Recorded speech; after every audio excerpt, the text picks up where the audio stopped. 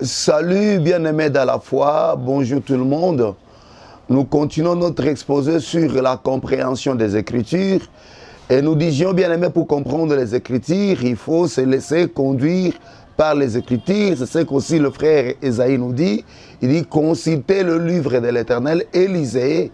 Donc le frère Esaïe nous témoigne et nous dit que pour comprendre les Écritures, il faudra consulter et lire les Écritures. Et puis dans 1 Pierre chapitre 1, nous excusons, nous sommes grippés, on nous dit que le prophète avait fait de ce salut l'objet de leurs recherches et de leurs investigations. Alors, ceci nous a amené à voir l'environnement de l'hippopotame, parce que dans le livre de Job, au chapitre 40, on nous fait voir que l'hippopotame se couche au milieu des marécages ainsi que des roseaux sous les lotus. Et bien aimé, nous avons commencé à explorer, bien aimé, l'environnement de l'hippopotame pour que nous comprenions, bien aimé, les Écritures ou pour que nous puissions vous démontrer comment est-ce que les Écritures nous conduisent à comprendre les Écritures. Alors aujourd'hui, nous allons prendre le verset 17. On dit ceci, le lotus le couvre de leur ombre, le sol du torrent l'environne. Comme nous l'avions dit tantôt, nous avons parlé sur les roseaux. Nous avons parlé sur les marécages et aujourd'hui, par la grâce de Dieu, nous parlerons sur le sol, afin que nous retournions sur les lotus ainsi que sur les nuées, parce qu'en parlant, nous avons touché aussi les nuées quand nous parlions sur les roseaux.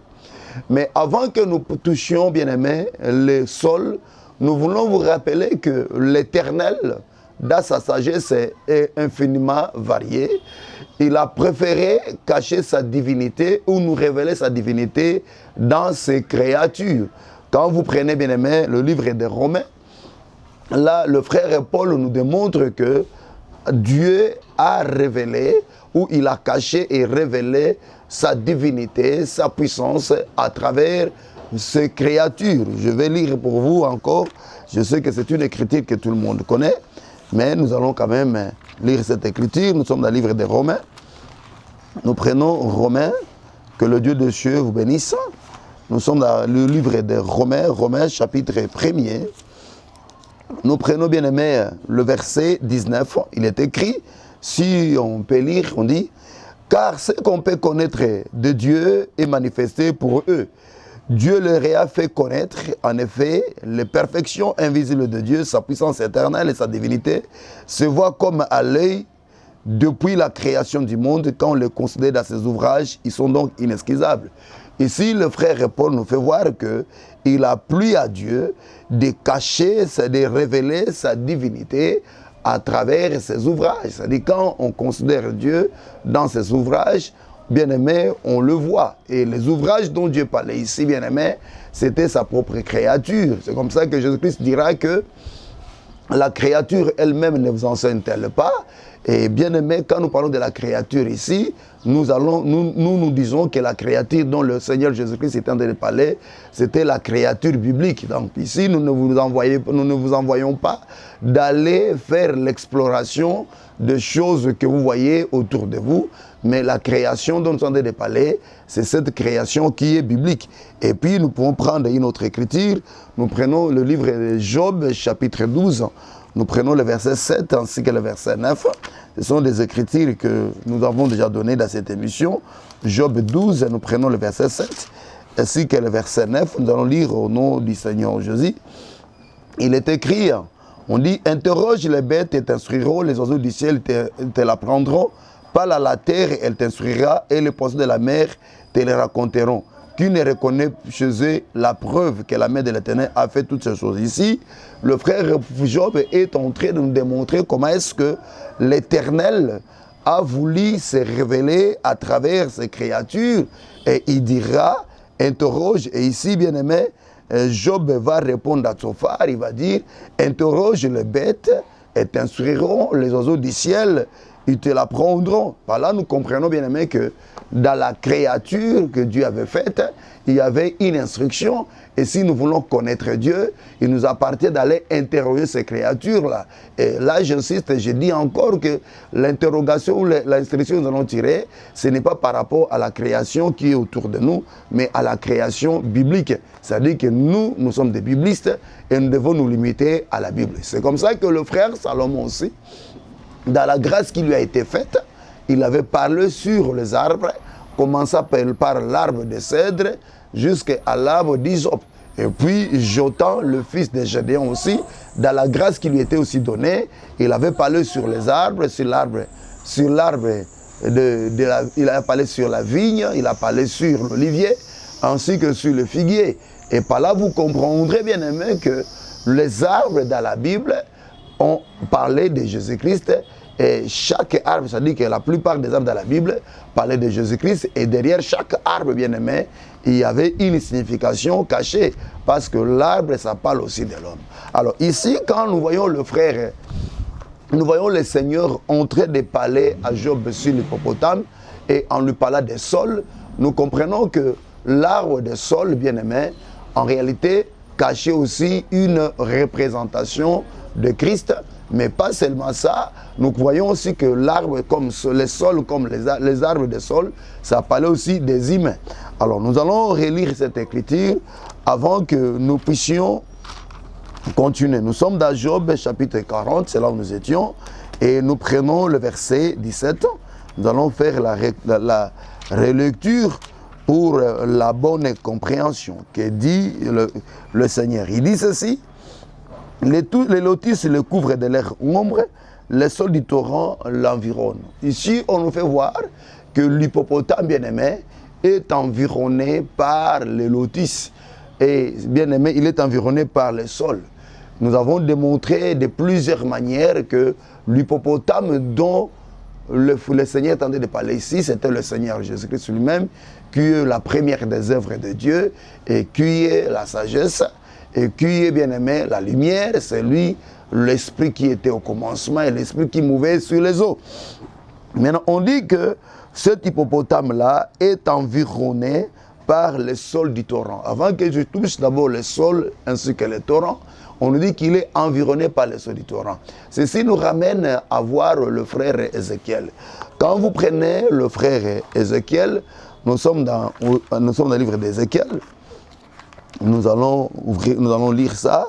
Quand vous prenez Ézéchiel, que le Dieu de cieux vous bénisse, quand vous prenez Ézéchiel chapitre 47, vous prenez le verset 12, Ézéchiel 47, verset 12, on dit: sur le torrent, sur ses bords, de chaque côté, croîtront toutes sortes d'arbres fruitiers, leur feuillage ne se flétrira point, et leur fruit n'aura point de fin, et ils mireront tout le mois, parce que les eaux sortiront du sanctuaire, leurs fruits serviront de nourriture et leurs feuilles de remède. Ici, on nous fait voir un torrent qui sort du sanctuaire et on nous dit que ce torrent bien-aimé est environné, des deux côtés, on dit, sur le torrent, sur ses bords, c'est-à-dire sur les bords du torrent, il croîtront toutes sortes d'arbres fruitiers. Ici, on nous fait voir un torrent, mais ce torrent à ses bords, il y a, bien aimé, les arbres fruitiers. Et ces arbres, c'était nombreux, tous sont des arbres, mais tous ces arbres ici, leur feuillage servait à la guérison des nations. On dit, leurs feuilles étaient de remède, et leurs fruits servaient de nourriture. Ici, nous voyons un torrent, mais sur le bord du torrent, il y a, bien aimé, les arbres. C'est-à-dire que les arbres ici étaient l'environnement bien-aimé du torrent. Mais quand nous allons dans le livre d'Apocalypse, chapitre 22, là c'est une critique que tout le monde connaît, là, bien-aimé, on nous parle aussi, on nous répète la même chose, mais à la seule différence ici, on nous dit, au verset 22, au verset 2, on dit: au milieu de la place de la ville, sur les deux bords du fleuve, il y avait un arbre de vie produisant 12 fois de fruits, rendant son fruit chaque mois et dont le feuillage servait à la guérison des nations. Là, ici d'abord, on nous fait voir un torrent, mais ce torrent n'avait que deux bords. Et bien aimé, on nous fait voir un torrent, mais ce torrent n'avait que deux bords, pas quatre, pas trois, deux bords. Et bien aimé, en voyant le débord déjà, nous allons comprendre quelque chose. Mais on nous dit, sur ce débord-là, il y avait plusieurs arbres. Et ces arbres-là, c'était des arbres fruitiers. Je ne veux pas retourner dans le livre de Deutéronome, là où le Seigneur parlait sur les arbres à fruits et les arbres qui n'avaient pas de fruits. Ça va nous amener dans un autre enseignement pendant que nous sommes à la télé. Et la télé, c'est le temps. Voilà pourquoi je vérifie même mon chrono. Mais il nous fait voir qu'il y avait un torrent. Et sur ce débord, il y avait plusieurs arbres. Mais tous ces arbres-là étaient d'abord, premièrement, des arbres fruitiers. Et puis, pas seulement ça, leur feuillage ne se flétira point. On dit leur feuillage ne se flétira point. C'est-à-dire que le feuillage de ces arbres ne pouvait pas se flétrir. Ça, c'est la deuxième des choses. Et on dit leurs fruits n'auront pas de fin. C'est-à-dire qu'ils avaient des fruits qui n'avaient pas de fin. Et puis, ils mûriront tous les mois. Et pas seulement ça, on dit que leurs fruits serviront à la nourriture et leur feuillage de remède. Ça, c'est ce que le frère Ézéchiel est en train de nous représenter. Maintenant, quand nous allons ici, quand nous retournons dans le livre d'Apocalypse, là maintenant, vous verrez que le frère Ézéchiel était en train de conjuguer dans le futur. Mais ici, le frère Jean, lui, quand il parle, il dit au milieu de la place de la ville, sur le débord du fleuve, il y avait un arbre de vie produisant 12 fois le fruit, rendant son fruit chaque mois, et dont le feuillage servait à la nourriture, à la guérison des nations. Ici maintenant, le frère Jean, lui, conjugue dans le passé, pendant que l'autre conjugue dans le futur. Il y a aussi le pourquoi de toutes ces choses. Mais ce qui m'intéresse ici d'abord, de l'autre côté, on voit qu'il y a plusieurs arbres, mais de ce côté, il n'y a qu'un seul arbre. Et ça veut dire quoi? Ce mouvement-là, ce langage prophétique-là, qu'est-ce que ça cachait derrière? Ceci, ça nous pousse directement à voir, bien aimé, aller à Matthieu chapitre 17. Quand vous allez dans Matthieu chapitre 17, c'était sur le mont Hermon. Là, c'est à la transfiguration. Quand vous allez à Matthieu chapitre 17, nous prenons le verset 2, on dit ceci. 6 jours après, Jésus prit avec lui Pierre, Jacques et Jean, son frère, et il les conduisit à l'écart sur une haute montagne. On dit, il fit transfigurer devant eux, son visage est resplendu comme le soleil, et ses vêtements devinrent blancs comme la ligne. Maintenant, bien aimé, on dit, et voici Moïse et Élie leur apparurent, s'entraînant avec lui. Prière, prenant la parole, dit à Jésus, Seigneur, il est bon que nous soyons ici. Si tu le veux, je dresserai ici 3 tentes, une pour toi, une pour Moïse et une pour Élie.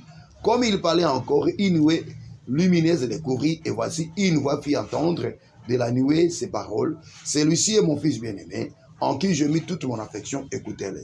Lorsqu'ils entendirent cette voix, les disciples tombèrent sur leur face et firent saisir une grande frayeur. Mais Jésus s'approcha, les toucha et dit, levez-vous, n'ayez pas peur. Ils levèrent les yeux et ne virent que Jésus seul. Excusez-nous peut-être pour la longue lecture. Quand vous prenez cette écriture, on nous fait voir Pierre, Jacques et Jean étaient avec Jésus sur le mont Hermon. Et là, sur le mont Hermon, Jésus-Christ s'était transfiguré devant eux. Et là, bien aimé, on nous fait voir que ils avaient vu le deux, c'est-à-dire les trois là, avaient vu à côté de Jésus, il y avait Élie ainsi que Moïse. Mais après un certain moment, pour ne pas répéter ce qu'on a dit, on dit qu'ils ont vu que Jésus était resté seul. En d'autres termes, les deux autres là, Moïse et Élie, étaient engloutis en Christ et Jésus. Il n'y a que Christ et Jésus seul qui était resté. Vous voyez que ce mouvement, c'est le même mouvement bien-aimé que le Seigneur répète avec Ézéchiel 47 et 12, ainsi que Apocalypse chapitre 22, verset 2. De l'autre côté, Ézéchiel qui voit un torrent, et sur le deux bords des torrents, il y avait plusieurs arbres, et puis ces arbres étaient fruitiers. Mais de l'autre côté, Jean, lui maintenant, au lieu de voir plusieurs arbres, il ne voit qu'un seul arbre. En réalité, tous ces arbres-là étaient engloutis dans un seul arbre qu'on appelle Jésus-Christ. Par là, nous comprenons, si nous faisons le parallélisme, nous allons comprendre que Élie et Moïse étaient en réalité la représentation de tous ces arbres-là. Donc nous comprenons que Moïse est un arbre. C'est comme ça qu'on dit qu'au milieu du jardin, il y avait l'arbre de la connaissance du bien et du mal. Et je vais vous informer que cet arbre-là, c'était Moïse.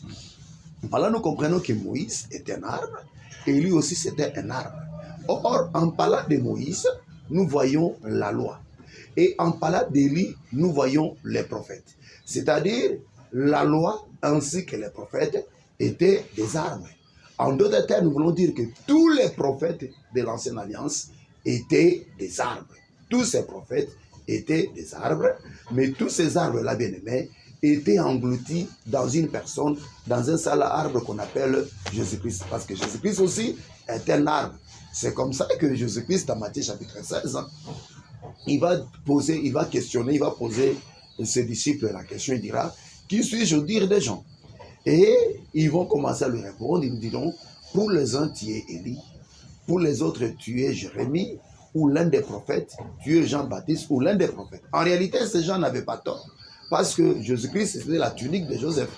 Et chacun le voyait par rapport à sa position, par rapport à la couleur qui était en face de lui.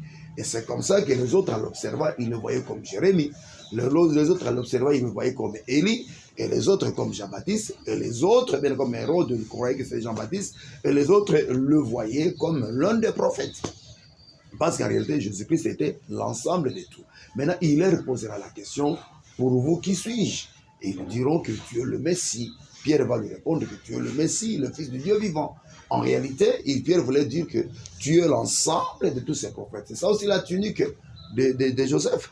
Vous verrez que quand Joseph descendait, en quittant de son père, alla vers ses frères, parce que c'était un mouvement, il descendait, vous verrez que Joseph avait une tunique qui avait plusieurs couleurs. Quand il venait voir ses frères, là où il était en train de paître leurs troupeaux, dans le champ, il avait une tunique qui avait plusieurs couleurs. Mais une fois que ce frère l'avait arrêté, il l'avait tué, parce que moi je crois que le frère de Joseph l'avait tué. Une fois qu'il l'avait arrêté, ils l'ont mis dans les gouffres et l'ont fait sortir. Ce mouvement-là, ça parlait de la mort et de la résurrection de Jésus-Christ. Et une fois qu'il l'avait vendu chez les Madianites, oui, il fallait qu'il soit vendu chez les Madianites, afin que le baumier puisse venir chez nous les nations, pour que nous ayons la vie. Tout ce mouvement-là était prophétique. Vous verrez qu'une fois qu'ils l'ont arrêté et qu'ils l'avaient vendu, ils tuèrent le bouc. Moi, je crois que le bouc qu'ils avaient tué, c'était toujours Joseph lui-même. Et ils mélangèrent, bien aimé, la tunique de Joseph qui était bigarrée par le sang du bouc. C'est-à-dire qu'en ramenant la tunique auprès du Père, la tunique n'avait plus les couleurs bigarrées, mais la tunique avait maintenant la couleur du sang du bouc. Et là, bien aimé, ce mouvement-là, ça confirme tellement tout ce que nous venons de dire ici. C'est-à-dire qu'en descendant, il avait plusieurs couleurs, mais en remontant, c'était une seule couleur. Pour dire que dans l'Ancienne Alliance, le Seigneur Jésus-Christ était plusieurs couleurs, il était plusieurs arbres, mais dans l'Alliance de la grâce, où nous sommes, bien aimés, il est maintenant un seul arbre, il était plusieurs arbres, il est un seul arbre. Tous ces arbres-là ont été absorbés dans la personne qu'on appelle Jésus-Christ. Pour dire que Élie, Jérémie, Ésaïe, Malachie, Zacharie, Osée et tous les autres, bien aimés, tous ces personnages-là étaient typifiés d'abord Jésus-Christ. Pour dire que leurs propos, leurs mouvements, leurs gestes, même leurs erreurs étaient, bien aimés, des prophéties, étaient des actes prophétiques par rapport à Christ Jésus. Que le Dieu de cieux vous bénisse. Vous avez compris? Donc ici, bien aimés, tout ça, je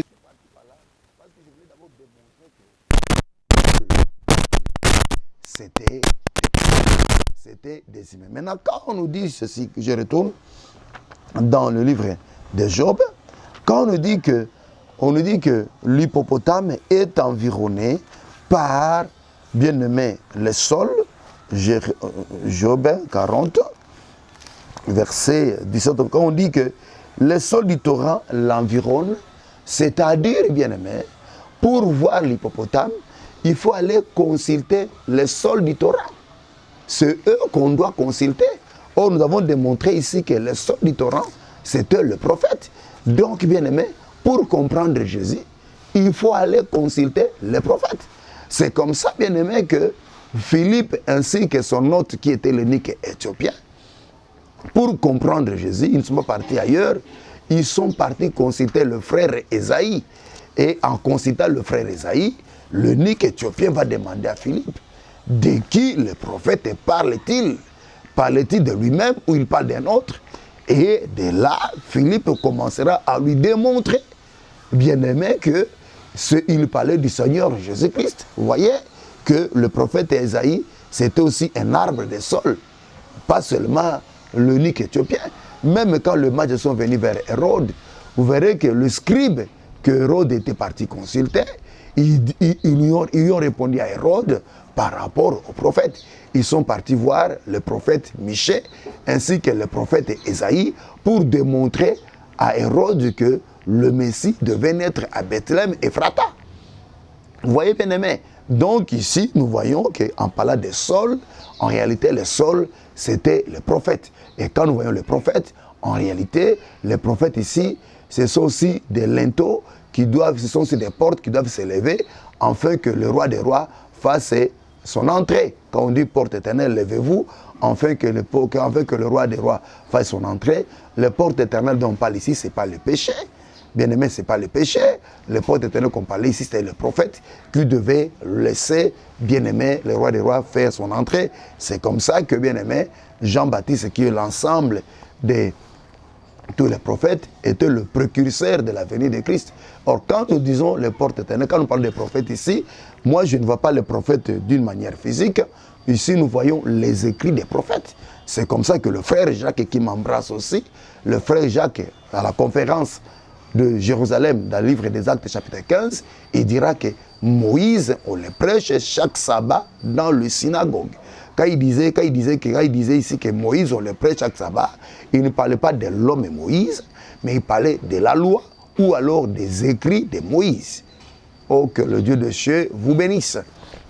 Donc, excusez-nous. Donc, vous comprenez ici, bien aimé, que nous sommes en train de vous démontrer que le sol ici qui environnait, bien aimé, l'hippopotame, c'était des prophètes. Donc, pour comprendre Jésus, pour comprendre la révélation des Écritures, parce que c'est Jésus-Christ qui est la révélation des Écritures, pour le comprendre, il faut aller consulter les sols. Que le Dieu de cieux bénisse, le temps que je vérifie mon chrono. Oui, il me reste quelque chose comme 18 minutes. Maintenant, nous allons prendre, bien aimé, Ésaïe chapitre 44, pour que vous compreniez que les sols, c'était des hommes. Nous prenons Ésaïe chapitre 44. Je vais prendre le verset 4 et nous allons lire au nom du Seigneur Jésus-Christ. Tout ça, toutes ces démarches qui sont de faire, ça fait 3 ou 4 émissions, c'est juste pour nous amener à comprendre que toute révélation doit être basée sur les Écritures. Parce qu'aujourd'hui, les assemblées, je ne vais pas parler de l'Église, parce qu'il a dit les portes de séjour des morts ne prévaudront pas contre son Église. Je vais parler des assemblées. Aujourd'hui, les assemblées sont envahies, bien aimées, par des philosophes, par des penseurs. Et oui, les assemblées sont envahies aujourd'hui par des penseurs, des philosophes mondains, ce qu'il y ait, qui ne prêchent plus les Écritures, mais qui cherchent leur révélation, leur histoire qu'ils appellent révélation en dehors des Écritures. Mais nous voulons que les saints puissent rester dans les bornes établies par les pères. Et là, nous sommes dans Ésaïe, chapitre 44, verset 4. La Bible dit ceci. Ici, le Seigneur est en train de parler sur les enfants de Jacob. Si je peux commencer au premier verset, on dit: écoute maintenant, ô Jacob, mon serviteur, ô Israël que j'ai choisi. Ainsi parle l'Éternel qui t'a fait et qui t'a formé dès ta naissance. Celui qui est ton soutien, ne crains rien, mon serviteur Jacob, mon Israël que j'ai choisi. Car je répandrai les eaux sur le sol altéré et des ruisseaux sur la terre desséchée. Je répandrai mon esprit sur ta race et ma bénédiction sur tes rejetons. Ils pousseront comme au milieu de l'herbe, comme les sols près du courant d'eau. Vous voyez, ici, on nous fait voir, bien aimé, que les sols, ce sont des hommes. Les sols sont des hommes. Et précisément ici, le Seigneur, en parlant des sols, il voyait le fils de Jacob. Il voyait les enfants de Jacob. Or, les enfants de Jacob, bien-aimés, c'est-à-dire quand je vois Israël dans sa totalité, tout Israël dans sa totalité est venu de 12.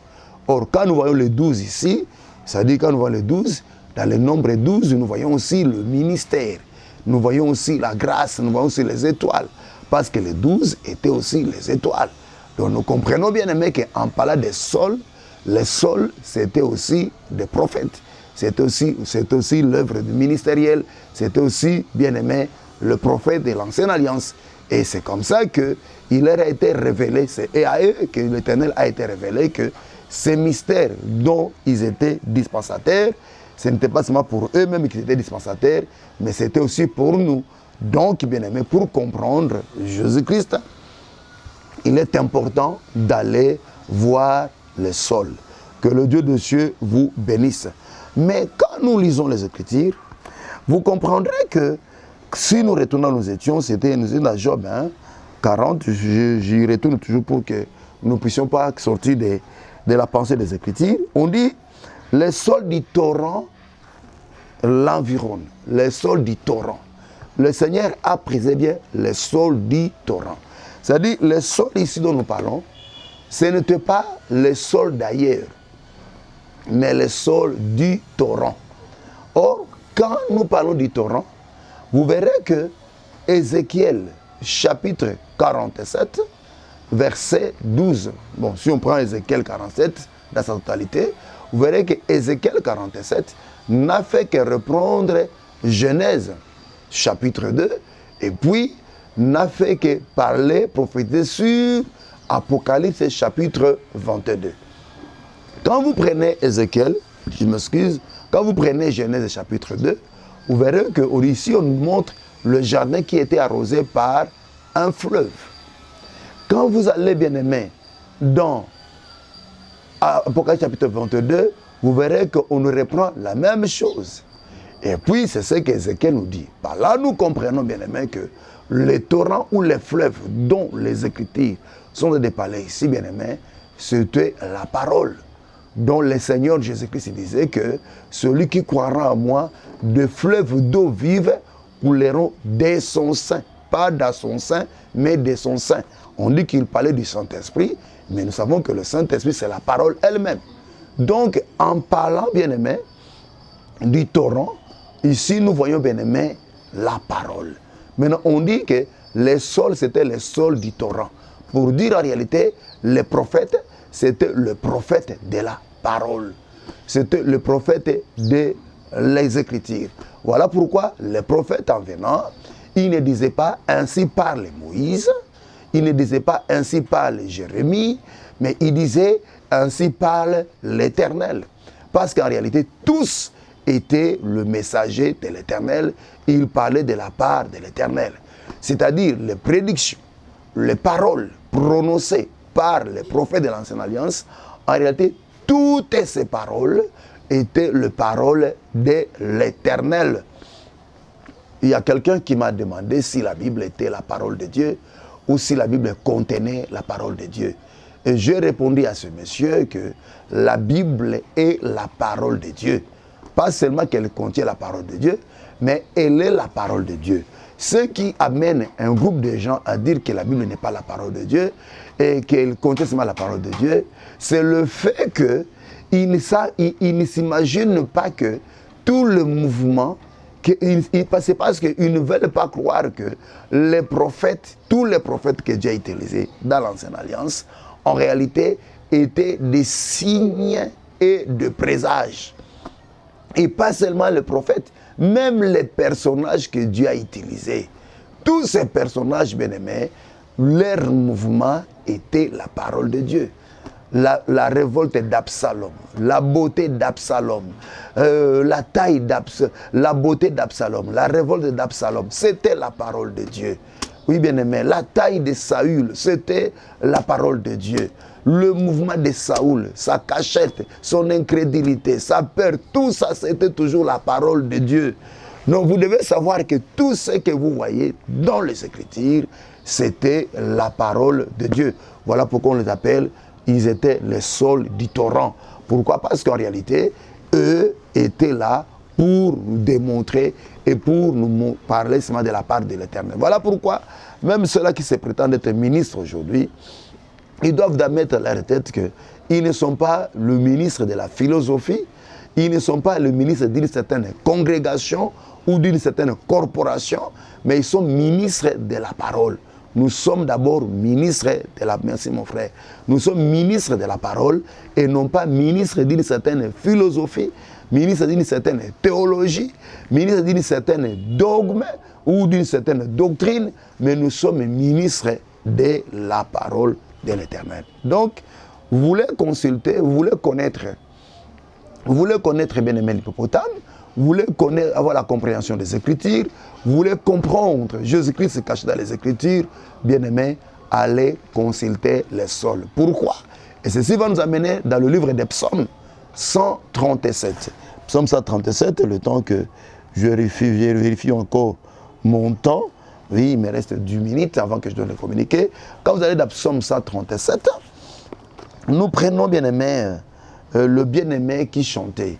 Nous prenons ici, nous sommes au Psaume 137, nous prenons le verset 1er jusqu'au verset 2. On dit ceci: sur le bord des fleuves de Babylone, nous étions assis et nous pleurions, et en nous souvenant de Sion.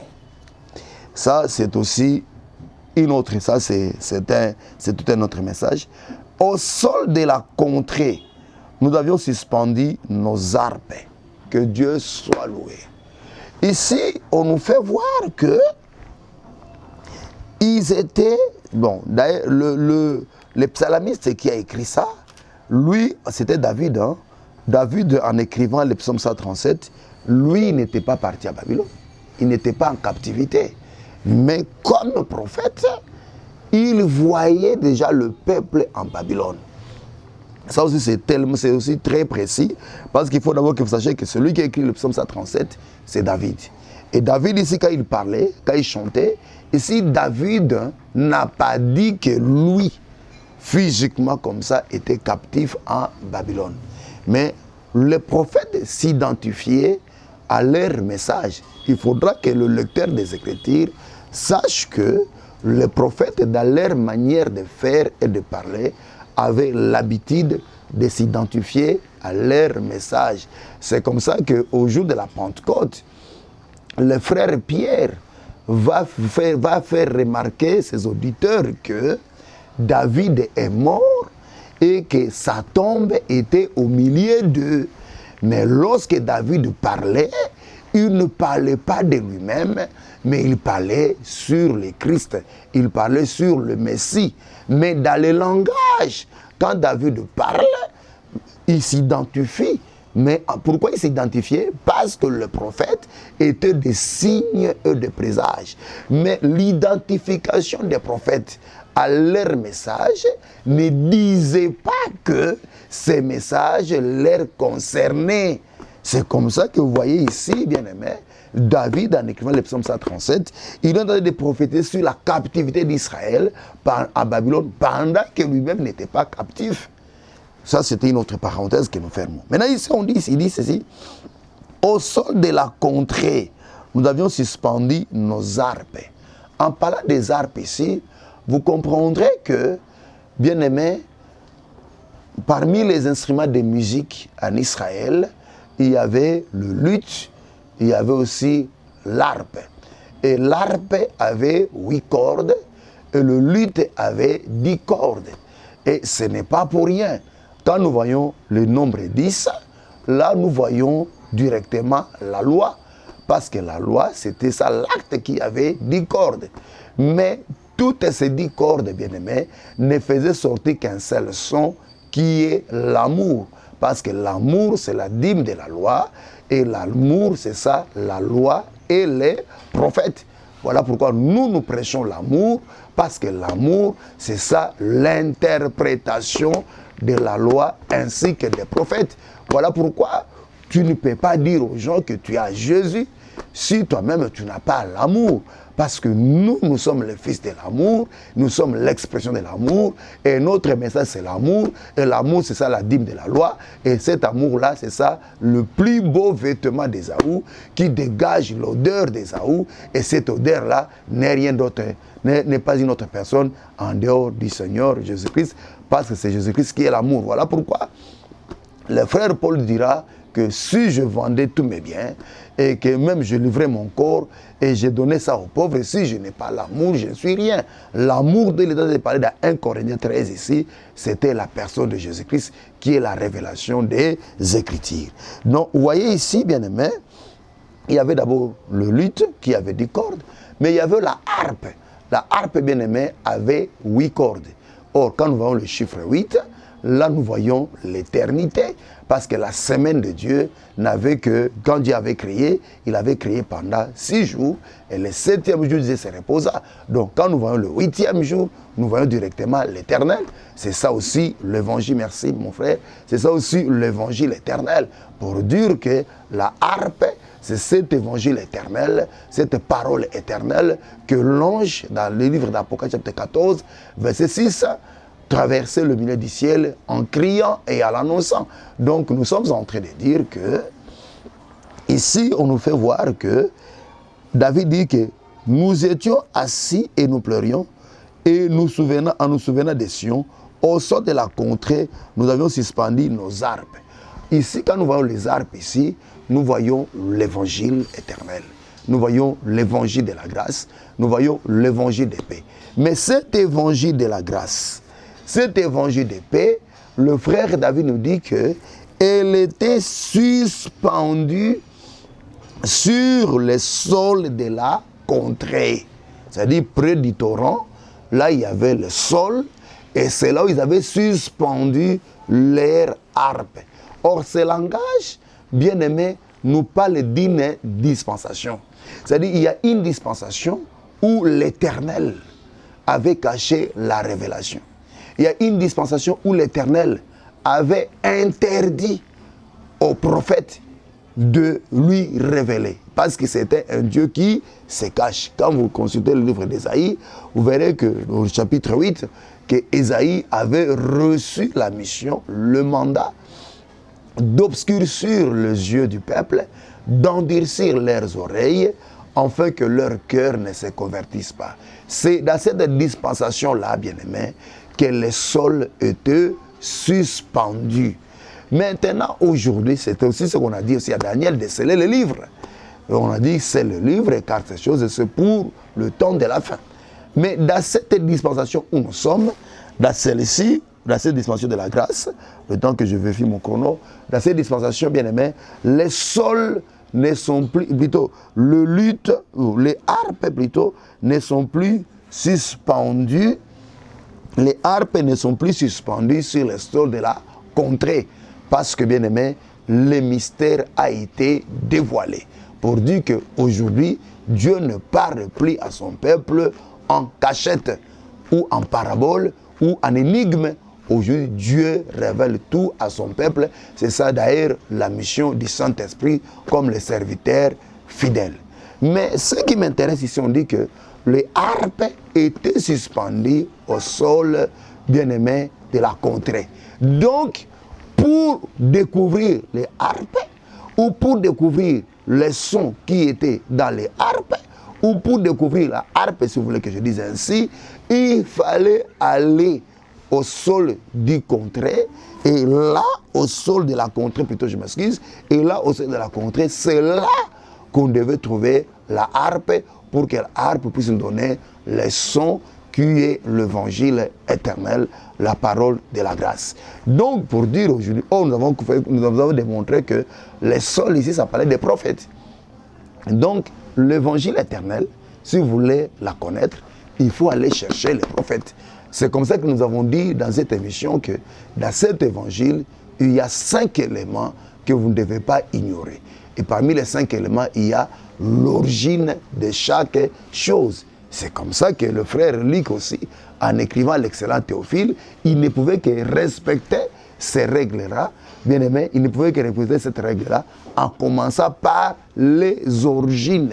Or, les origines ici, bien aimé, quand nous allons dans les origines, nous voyons les prophètes. Donc, tout ce que nous devons dire dans la Nouvelle Alliance doit avoir sous bassement les prophètes. Parce que nous sommes dans les champs des Boaz, c'est eux qui ont sémé. Et les apôtres sont venus récolter ou moissonner. Et nous ne faisons que glaner. Vous voyez, bien aimé, tout ça, j'ai fait cette démonstration pour seulement vous amener à la pensée de Nebuchadnezzar qui disait aux Chaldéens que pour qu'ils lui donnent l'interprétation, ils doivent d'abord lui donner les songes. Parce que nous sommes envahis par le penseur aujourd'hui qui ne prêche plus les Écritures, qui ne prêche plus les prophètes, qui ne consulte plus les prophètes, mais qui sont maintenant dans leur philosophie ainsi que dans les livres séculiers.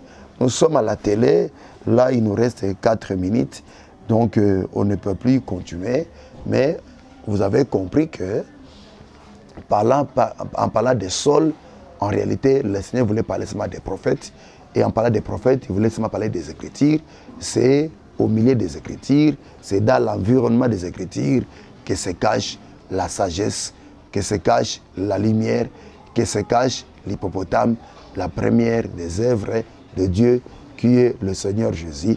Et sans lui, et c'est en lui qu'il y a la vie. Parce qu'il est écrit, je lui ai donné la vie comme à toi. Or, le toi là, c'était Job. Or, Job, c'est Christ et Jésus-Christ lui-même. C'est dans l'hippopotame qu'il y a la vie. Alors, pour recevoir cette vie, il faut aller consulter le sol du torrent. Pas le sol d'ailleurs, mais le sol du torrent. C'est-à-dire les prophètes des Écritures. Les prophètes de la parole. Que le Dieu des cieux vous bénisse. Si vous avez besoin de la profondeur de ces choses, nous vous annonçons que chaque dimanche, sur Kitega numéro 50, de 13h à 14h, nous avons un espace que nous avons ouvert dénommé la pensée prophétique derrière les Écritures. Nous finissons le culte à 12h30 et 30 minutes après, nous commençons, bien aimés, notre exposé sur la pensée de l'Écriture avec tous les amoureux de la parole. Donc, si vous êtes dans la ville de Kinshasa, partout où vous pouvez être, vous pouvez vous approcher de chez nous, c'est-à-dire sur Kitega, numéro 50, dans la commune de Barumbu, non loin des avenues Bokassa et Bakongo. L'ensemble de Kitega est là. Nous sommes à la 4e parcelle, donc nous sommes là avec le frère, le disciple. Et si vous voulez vous joindre à nous, gloire soit rendue à Dieu, où nous parlons sur la pensée prophétique sur les Écritures. Mais en dehors de ça, nous y communions aussi, toujours Kitega numéro 50, commune de Barumbu, chaque mercredi et puis chaque vendredi, de 17h à 19h30, chaque mercredi et chaque vendredi, de 17h à 19h30, et puis le dimanche, de 9h à 12h30, et 30 minutes après, nous commençons le partage sur la pensée prophétique derrière les Écritures.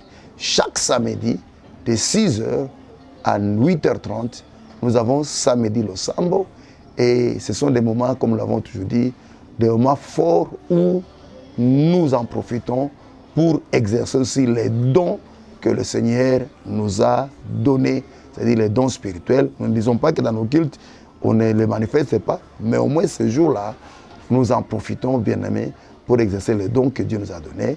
Donc, venez prier avec nous et Dieu vous visitera. Et après, samedi le Sambo, c'est-à-dire de 9h à 12h, nous recevons. Donc, si vous avez besoin de nous et vous voulez que nous puissions vous recevoir, chaque samedi, nous sommes là de 9h à 12h.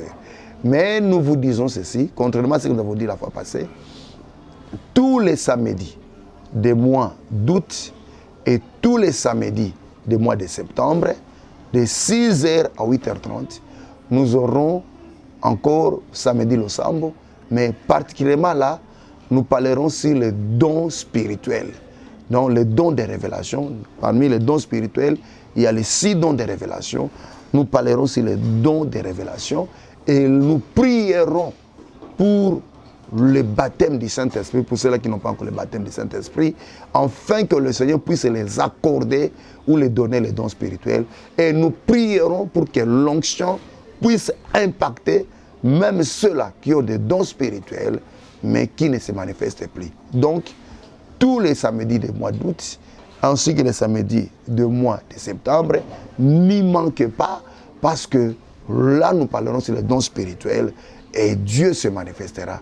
Parce qu'une église sans les dons spirituels risque d'être un repère des sorciers. Que le Dieu de cieux vous bénisse. Merci et au prochain numéro. Nous vous remercions, nous remercions notre bien-aimé Muchele, ainsi que vous tous qui nous suivez.